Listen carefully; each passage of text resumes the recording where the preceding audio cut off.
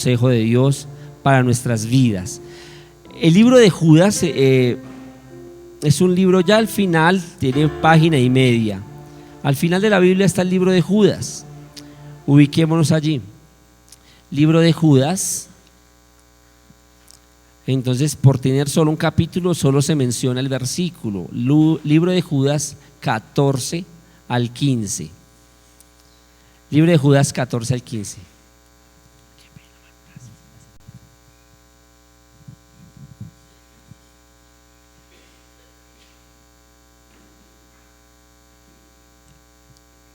Muy bien.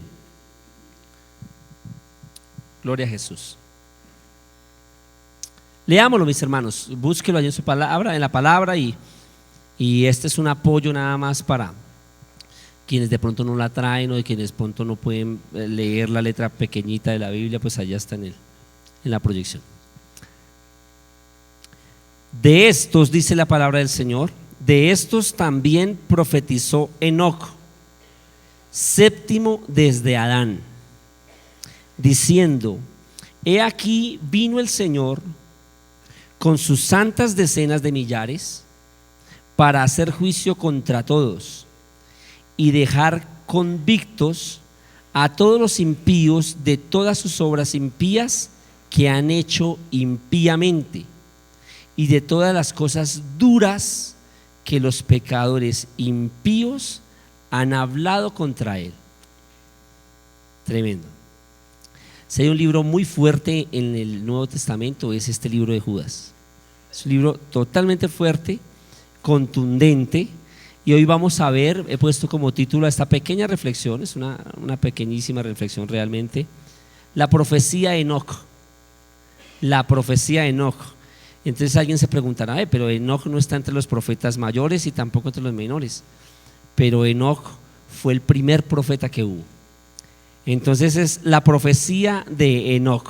Y vamos a pedir al Señor dirección en esta noche, mi hermano. Ya hemos leído su palabra, para que Él nos ayude a comprenderla, a entenderla, a atesorarla y sobre todo a practicarla. Señor, hemos leído tu palabra, damos gracias, Señor, por ella. Damos gracias, Señor, porque tu palabra, Señor, ha sido inspirada, Señor, y nos sigue inspirando después de tantos años de haber sido escrita, Señor. Padre, gracias por tu presencia en este lugar. Gracias por esta noche fría, Señor Jesús, pero gracias, Señor, por poder sacar el tiempo para venir a escuchar tu palabra. Habla primero a mi vida, Señor, también a mis hermanos. Utiliza, Señor Jesús, esta pequeña reflexión, Señor, de tu palabra para mover nuestros cimientos espirituales, para mover nuestra vida, Señor, para cimbronear, Señor Jesús, nuestros cimientos, Señor, ayudarnos, Señor, a seguir adelante, Señor. Te lo pido en el nombre de Jesús. Amén y amén. Mi amado hermano, Judas nos estaba hablando de la segunda venida de Cristo.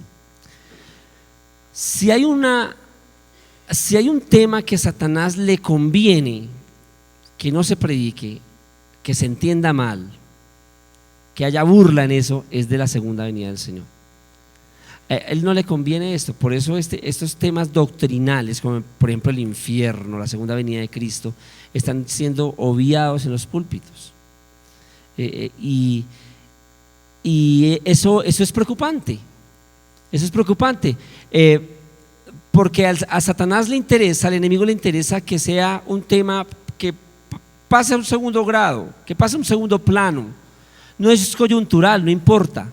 Pero en la palabra del Señor yo encontré un dato que me sorprendió. Mire, el nuevo nacimiento, el nacer de nuevo, es mencionado en la Biblia 9 veces, solo 9 veces. El bautismo es mencionado 20 veces nada más.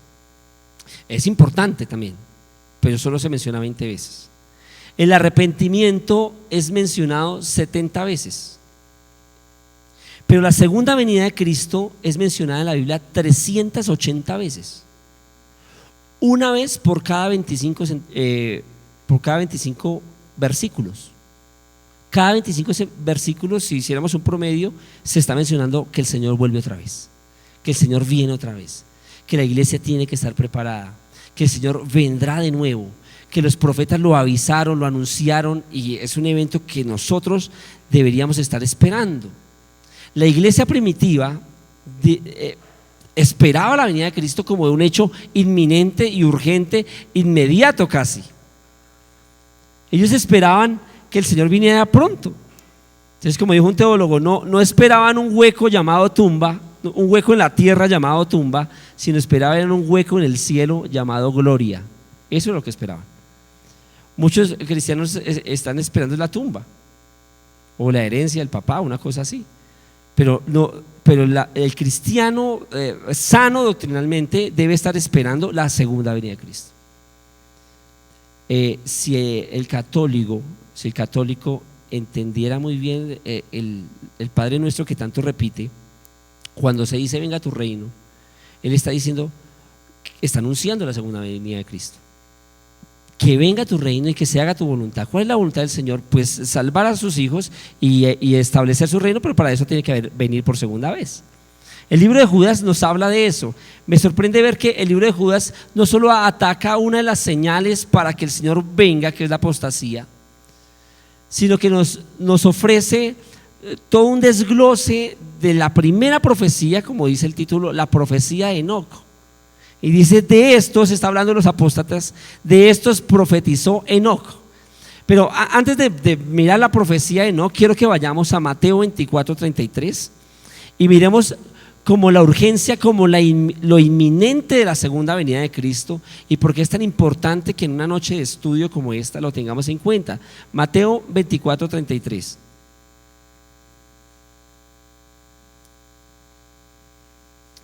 Dice, así también vosotros cuando veáis todas estas cosas, conoced que está cerca a las puertas, a las puertas.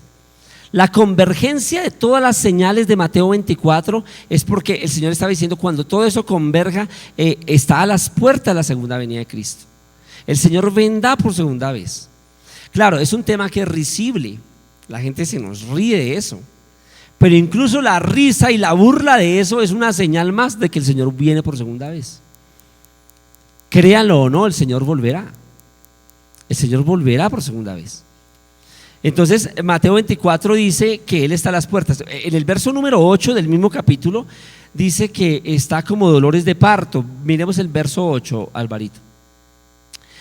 Y todo esto será a principio de dolores. El texto también habla de dolores de parto. Yo no conozco el primer esposo, y me incluyo, que le diga a la mujer en pleno dolor de parto, ay mi amor, cómo quisiera estar en tu lugar. No conozco el primero, no, pues sí, uno la acompaña y todo, pero la del dolor es ella. Yo no me pongo en su lugar ni en sus zapatos para nada.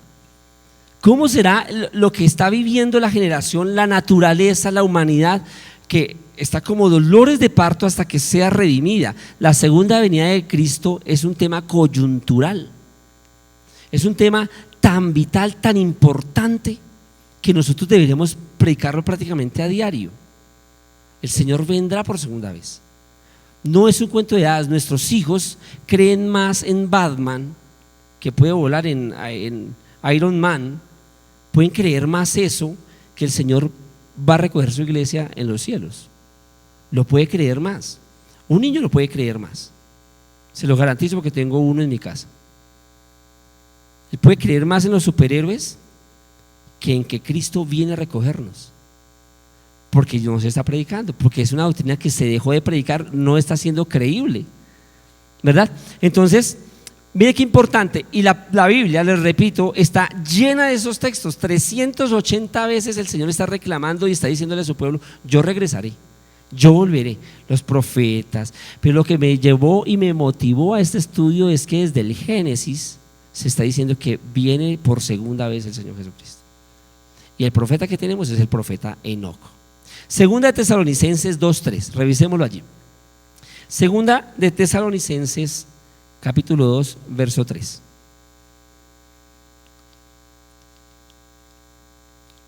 Nadie os engañe en ninguna manera, porque no vendrá, está hablando de Jesucristo, porque no vendrá sin que antes venga la apostasía y se manifieste el hombre de pecado, el hijo de perdición. Ahí nos está hablando del anticristo.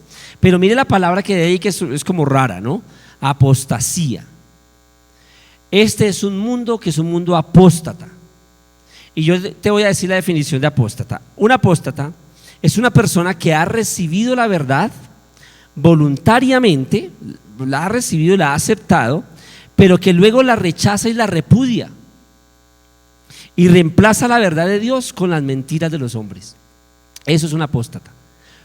Probó de las mieles del evangelio, la creyó voluntariamente porque nadie lo obligó, y él sabe que viene un juicio, y él sabe que es que lo que viene para la humanidad, y creyó, pero volvió atrás. Ese es el mundo apóstata en que vivimos. Entonces, cuando leemos esto, dice: el Señor vendrá cuando se manifieste la apostasía, cuando haya gente apóstata a nuestro alrededor, y sí que la hay. Sí que tenemos gente apóstata a nuestro alrededor. El rechazo de la fe es simplemente una señal más. Nosotros deberíamos más bien alegrarnos cuando el evangelio sea rechazado y no sea creído, porque no ve que es una señal más de que el Señor viene por segunda vez. La apostasía es una señal más, una señal adicional. El tener todo esto que Judas dice, bueno, tendrás tiempo para leer. Dice que son árboles sin fruto, nubes sin agua, bueno, una cantidad de cosas que dice Judas de los apóstatas. Es solo una señal más de que el Señor viene por segunda vez. Eso debe ser enseñado en la escuela dominical. Eso debe enseñarse con toda la credibilidad del mundo, con muñequitos, con plastilina, con obras de teatro, como sea, pero eso es algo coyuntural para un niño. Porque por eso es que estamos luchando con los jóvenes porque esto parece ser un cuento de hadas, porque no se le inculcó no se les inculcó a nuestros hijos eso desde un principio. El Señor viene por segunda vez. Su primera vez fue como Salvador, la segunda vez será como juez, y la humanidad tendrá que enfrentarlo como Salvador o como juez. Tú tendrás que enfrentar a Jesús o como Salvador o como juez. Y entonces, ¿cómo se hace de vital esta parte que profetizó Enoc? Ahora, Judas, ¿por qué habla del profeta Enoc? Y eso me llamó mucho la atención y me puse a estudiar por qué el profeta Enoc. Y es la única mención de la Biblia donde dice que Enoc profetizaba. Y entonces volvamos a leer. Dice verso número 14 de Judas, dice: de estos profetizó Enoc, séptimo de Adán, diciendo, y ahí está la profecía de Enoc. ¿Qué dijo Enoc? Dijo: he aquí, vino el Señor con sus santas decenas de millares. Y lo primero que me llamó la atención es por qué dice vino si Enoc es contemporáneo con Adán. Esa es otra cosa que tenemos que sacar de nuestra mente. Pensamos que Enoc es mucho después de Adán. Fueron contemporáneos, fueron séptimo desde Adán. Entonces usted dice: no, pero es que son 7 generaciones. Bueno, 7 generaciones es un montón de tiempo, pero es que Adán vivió 930 años. O sea que se conocieron, o sea que fueron contemporáneos. Se hizo el estudio y Enoc nació cuando Adán tenía 622 años, cuando era un jovencito de 622 años. Pues le faltaban 900, le faltan 300 y pico, ¿verdad? Entonces se conocieron, fueron contemporáneos, y profetizó Enoc diciendo: vino el Señor, he aquí vino el Señor. Mire cómo es esta profecía tan creíble. Enoc caminó tanto con Dios, usted lo leerá más tarde y lo buscamos. Dice que Enoc caminó con Dios tanto que él vio la profecía y vio el hecho de la segunda venida de Cristo como un hecho real y pasado. Eso es la fe, como un hecho real y pasado. Dijo: vino el Señor con sus santas decenas de millares de ángeles. Entonces fue un hombre celoso por la presencia del Señor, que caminó con Dios. Usted sabe que la muerte de Enoc no se registra en la Biblia, porque Enoc caminó con Dios y Dios se lo llevó. Pero me sorprende ver la profecía allí. Dice: vino el Señor, ya es un hecho real, el Señor vendrá. Por eso Judas lo menciona, dice: yo lo voy a traer acá y le voy a advertir a los apóstatas de que el Señor volverá y volverá a juzgarlos. Entonces allí aparece que Enoc caminó con Dios. Busquémoslo, Génesis 5:24, vayamos allí. Génesis 5:24.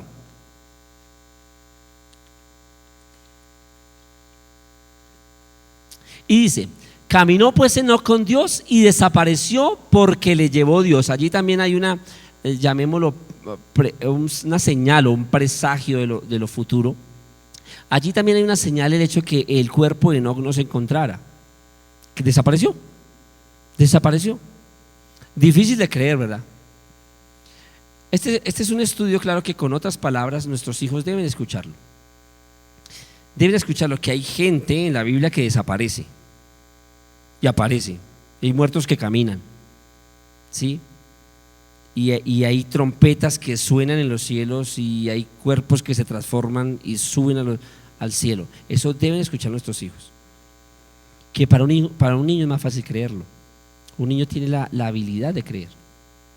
De hecho, dicen los psicólogos dicen que la muestra para saber que un niño deja de ser niño es cuando deja de creer, cuando deja de ser crédulo, cuando se sorprende que dentro del Mickey Mouse ahí es un personaje, no es un ratón gigante. Entonces, allí está Enoc. Ahora, caminó pues Enoc con Dios, y vamos a mirar su nombre a través del Nuevo Testamento. Mire, Hebreos 11:5, Alvarito, por favor. Hebreos 11:5. Y empieza a mencionarlo el autor de Hebreos, que es Pablo, que se cree que es Pablo.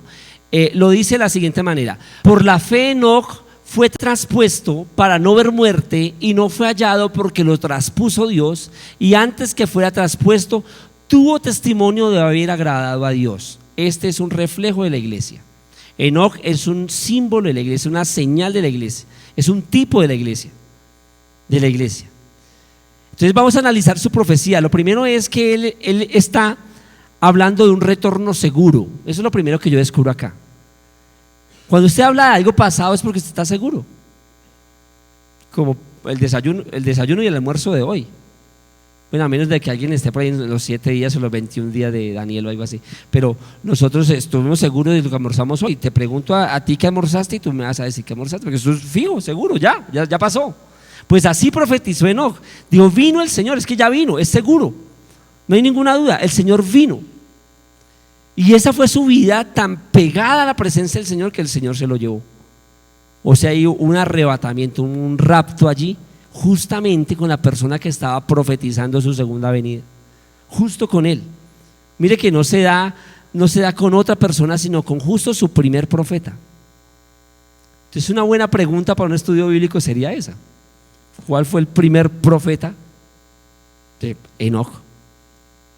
Enoc profetizó de su segunda venida.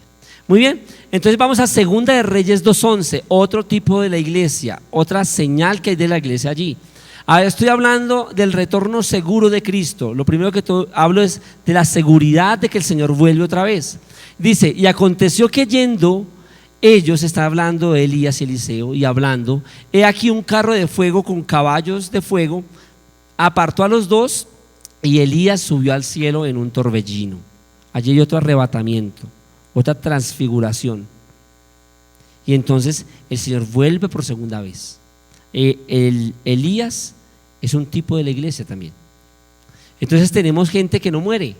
Enoc no vio la muerte, Elías tampoco la vio, y algunos de nosotros no la veremos. Yo me incluyo allí. Primera Tesalonicenses 4:16. Entonces tenemos a Enoc, tenemos a Elías y tenemos la iglesia. Primera de Tesalonicenses 4:16 y 17. Porque el Señor mismo, con voz de mando, con voz de arcángel y con trompeta de Dios, descenderá del cielo, y los muertos en Cristo resucitarán primero. ¿Acaso esto es una fábula, un cuento de hadas? O como predican algunos teólogos, esto es figurado y hay que convertirlo no es literal, es algo figurado. El infierno es algo figurado y todo es algo figurado, no se puede tomar literal. Cuando la iglesia primitiva lo tomó literal, toda la vida, todo tiempo eso fue literal. Y dice el 17, luego nosotros los que vivimos, los que hayamos quedado, seremos arrebatados juntamente con ellos en las nubes para recibir al Señor en el aire, y así estaremos siempre con el Señor.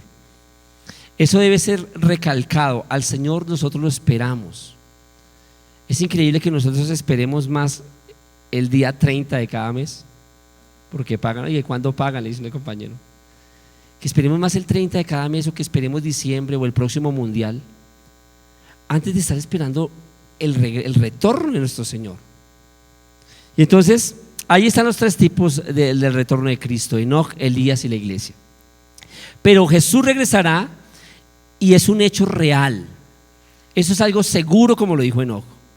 A mí me sorprende cómo la Biblia lo pone allí y dice: vino el Señor. No dice vendrá. Dijo vino porque está tan seguro como un hecho pasado.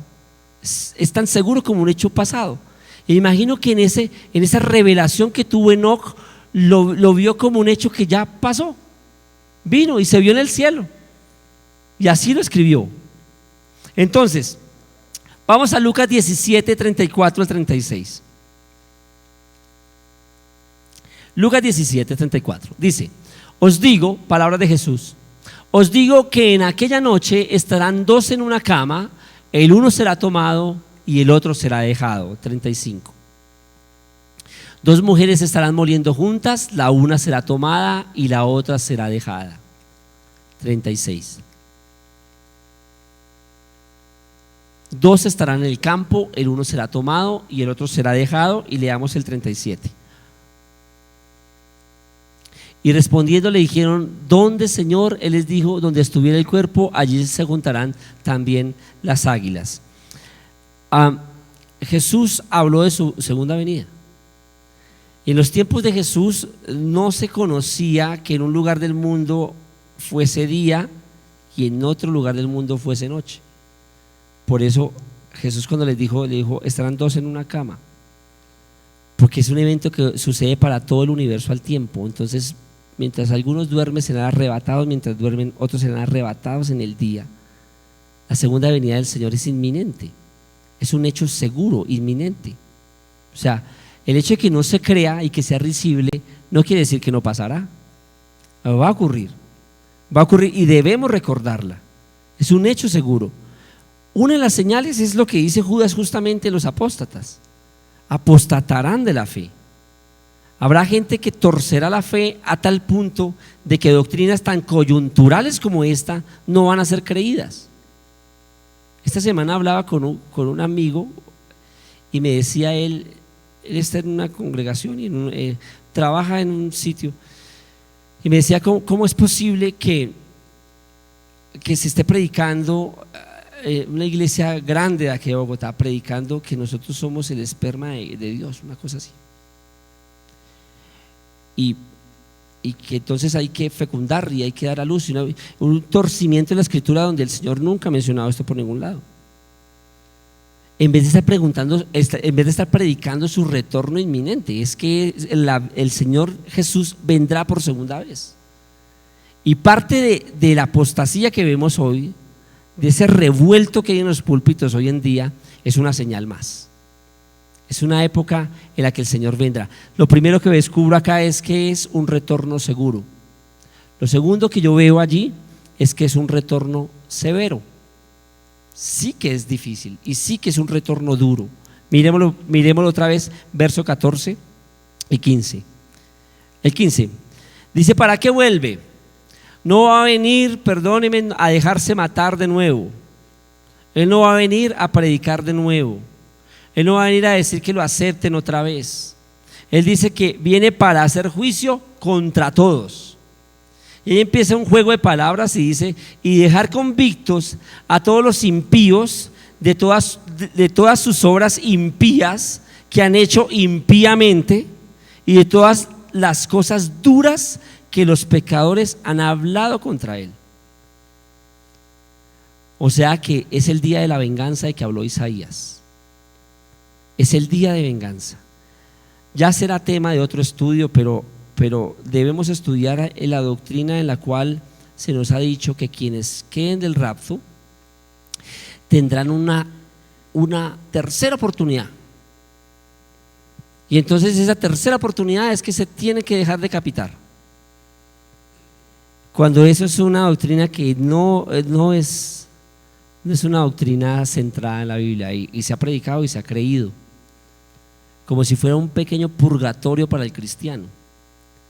Y no faltará el que piense de esa manera. Dice: no importa, si yo me quedo tengo chance.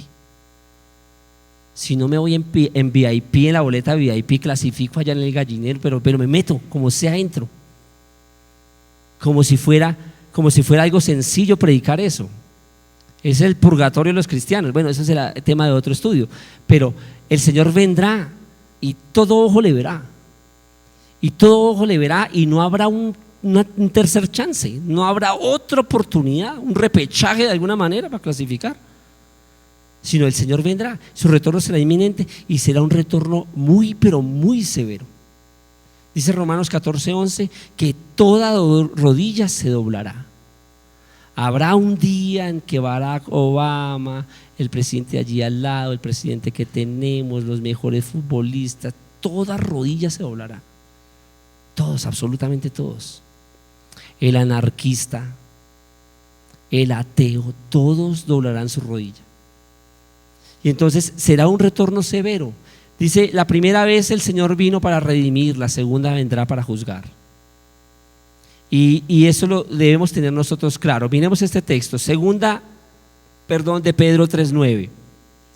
Entonces llevamos que es un retorno seguro, lo segundo es que es un retorno severo, segunda de Pedro 3:9.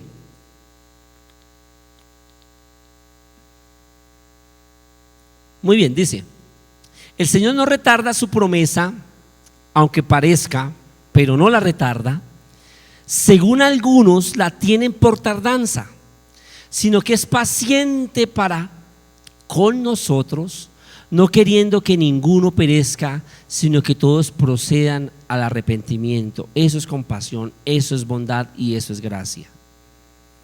El Señor no retarda su promesa. Él ha prometido que volverá y lo hará, Él volverá, pero no lo ha hecho porque nos ama. Alguien dijo, un pastor parafraseaba eso diciendo que el Señor no ha vuelto porque no tiene a quien llevarse. Y de alguna manera está diciendo, no quiero que ninguno perezca. Yo realmente no quiero que ninguno perezca. Es un retorno severo. ¿Cómo me sorprende ver que esto no se enseñe, que se pase por alto? Incluso en los seminarios teológicos se pasa por alto. Y entonces dicen, hermanos, como todos pensamos distinto, para no entrar en confusión, pasemos por alto este temita. Y pasan por alto el tema o lo tocan ahí con un brochazo y ya lo vimos, ya. Como si eso fuese un tema secundario. Es principal, es coyuntural, es nuestra esencia, es nuestra emoción. Eso debe emocionar al cristiano. Como cuando le dices a un niño que lo vas a llevar a paseo. Él no se quiere acostar. Él no le coge el sueño, el hecho de pensar. Él se despierta en un solo salto, está de una vez listo para irse. Esa es la actitud del cristiano. Nosotros somos pasajeros y nos vamos de aquí. Y eso es un consuelo para el creyente. No es algo para vivir asustado, es algo para vivir con consuelo. Llegará el día en que cesará el dolor, cesará la preocupación. Yo me puse a hacer un ejercicio a preguntarle a mis compañeros de trabajo totalmente inconversos, ¿cómo crees tú que va a acabar el mundo? Y si bien las respuestas que dieron, el que me reía era yo, de las respuestas que daban. Alguno me dijo que este mundo acababa con una implosión. O sea, como empezó como una explosión de la nada, el Big Bang, entonces ahora es una implosión. Entonces ahora es como hacia adentro. Y que todo lo que está aquí queda convertido en una pepita. Yo dije, ¿de verdad tú crees eso? ¿Me estás hablando en serio? Yo sí, porque el científico no sé qué dijo que esto va a acabar con una implosión. Se necesita más fe para creer eso que para creer que el Señor viene a rescatar su iglesia, ¿verdad? Entonces será un retorno severo, pero aparece el hijo de Enoc. ¿Cómo se llamó? A ver, una pregunta de cultura general. Muy bien, Diego, 10 puntos. 10 puntos para Diego. Matusalén. El hijo de Enoc se llamó Matusalén. ¿Qué característica tuvo Matusalén que no tendrá nadie por más que coma fruta y coma verduras? Así que los años, creo que nadie vivirá hasta allá ni ha podido vivir. 969 años. Matusalén vive 969 años. Mire lo hermoso de caminar con Dios como su padre Enoc. Cuando nace el niño, Él le pone un nombre supremamente raro, ¿no? Le puso Matusalén. ¿Sabes qué significa Matusalén? Matusalén significa, es una frase, significa cuando muera será enviado. Cuando muera será enviado. ¿Será enviado qué? El juicio. El juicio. Entonces, Enoc está antes del diluvio, está con Adán antes del diluvio, y él siente la presencia del Señor allí y él le pone a su hijo Matusalén: hijo, cuando tú mueras será enviado el juicio. Cuando muera será enviado. Y justo el diluvio ocurre cuando muere Matusalén. Eso es todo una señal de esta generación, que también es una generación prediluviana. Esta es una generación igualita a la que estaba antes del diluvio. Violencia, desorden sexual. La moralidad de nuestros días es por voto de mayoría. Esa es la moralidad. Hoy en día la mayoría vota y eso deciden. Eso somos. Cuando la mayoría se equivoca, entonces ¿qué hacemos? El Señor retornará a juzgar como regresó a juzgar. Entonces, esta generación, ¿qué es la iglesia? La iglesia es una señal de Matusalén también. Cuando nosotros partamos de este mundo, vendrá el fin, vendrá el juicio. Y nosotros debemos andar creyendo en eso. Entonces, el diluvio fue un juzgamiento para esa generación, y la segunda venida de Cristo será un juzgamiento para la generación que vemos. A mí me da dolor el solo hecho de pensar de que mi propia familia puede estar participando del juicio del Señor. Gente que es apóstata en mi propia familia, gente que sabe la verdad, pero quieren seguir pecando, quieren seguir hablando cosas contra Él, como dice Judas. Por eso el cristiano debe cuidarse de eso, de no convertirse en un apóstata. Y cuando las personas se burlen del Señor, se burlen de Cristo, ten cuidado lo que estás diciendo, porque el Señor, cada cosa que tú digas, la va a juzgar. Dice el texto, dice, para hacer juicio contra todos y dejar convictos. Este es un texto que aclara la realidad del infierno. El infierno es dejar a alguien convicto, es dejar a alguien preso. Dejar convictos a todos los impíos de todas sus obras impías que han hecho impíamente, y de todas las cosas duras que los pecadores impíos han hablado contra Él. O sea que la parte de la venganza, el Señor sí que toma valor allí. Que si el Señor no es un Dios de venganza, sí que lo es. Es un Dios totalmente vengativo, así como es amor. También es vengativo. Con que están hablando muy mal de mí, pues se le viene el juicio. Entonces, lo primero es que es un retorno seguro. Lo segundo es que es un retorno totalmente duro, totalmente severo. Y lo tercero es que es un retorno santo. Es santo. Mire que dice Judas, dice: de estos también profetizó Enoc, séptimo desde Adán, diciendo: he aquí vino el Señor con sus santas decenas de millares. Este no es un número definido, pero estoy seguro que tú y yo estaremos allí. ¿Sabías que tienes una función enorme en el fin de todo este mundo? Y es que tú y yo vamos a juzgar a la humanidad, incluso vamos a juzgar a los ángeles. Nos corresponderá esa tarea junto con el Señor. Claro, necesitaríamos más de 6 meses para hablar de toda la escatología del Apocalipsis, pero con que sepas que el Señor vendrá por segunda vez y que el cristiano debe estar anhelando su venida, que la venida del Señor no debe producirle temor a nadie. Yo tendría como 12 o 13 años y llegué, mi mamá estaba en la azotea tendiendo la ropa, y el predicador esa semana había hablado de que el Señor venía en cualquier momento, y yo vi las ollas puestas, vi todo, pero mi mamá no estaba por ningún lado. Y como que había puesto el delantal ahí encima del comedor. Y dije, no, pues se la llevó, y vino el Señor y le dejó solo el delantal. Y empecé a llorar por toda la casa. Cuando bajó mi mamá y la veo, yo, ay, qué descanso, tan tenaz, la pena la veo. Ay, mamá, ay, qué susto me metió. Y yo, ¿pero por qué? Estaba verde como un papel, estaba verde así. Y mi mamá, es que pensé que había venido el Señor. Porque eso habla de nuestro caminar. Enoc caminó con Dios de tal manera que a cualquier momento podía venir. caminó con Dios. Si tú caminas con Dios, esto produce una esperanza tremenda, tremenda. No más dolor, no más enfermedad, no más angustia, no más transmilenio, no más. Nos vamos, hermanos. Es una esperanza hermosa, hermosa, hermosa. Terminamos con lo siguiente, Apocalipsis 19:14. Apocalipsis 19:14 es una esperanza, es un retorno de santidad, retorno de santidad. Apocalipsis 19:14 dice: y los ejércitos celestiales donde tú y yo estaremos, vestidos de lino finísimo, blanco y limpio, les seguían en caballos blancos. Qué hermosa esa promesa. El libro de Apocalipsis, en vez de producirle susto al creyente, en vez de volver loca a la gente, como dicen, produce una esperanza hermosa. Y entonces aquí viene la pregunta: ¿de qué lado de la batalla tú vas a estar? ¿De qué lado de la batalla te corresponde estar? ¿En caballo blanco? ¿En los ejércitos celestiales? Ese será un retorno de santidad, donde vamos a pelear por la santidad en la batalla de Armagedón. Entonces, la profecía de Enoc es una profecía que se hizo, imagínense, séptimo desde Adán, los primeritos hombres que vivieron, y tiene vigencia hoy en día. El Señor volverá por segunda vez. Si alguien piensa que Jesús no regresará, esa es una buena señal de todo lo contrario.